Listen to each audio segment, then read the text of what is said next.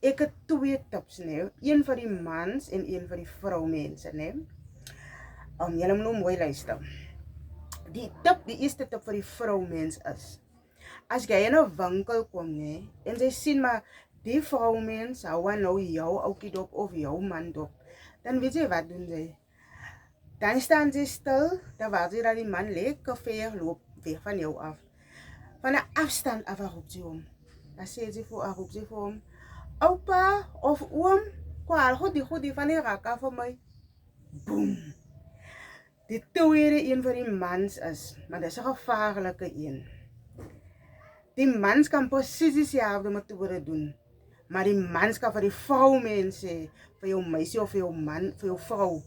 Sy kan weer vir haar sê, vir haar roep jy. Dan sê sy, ouma, kwaal, hoef my die ding af man asseblief. Sien jy,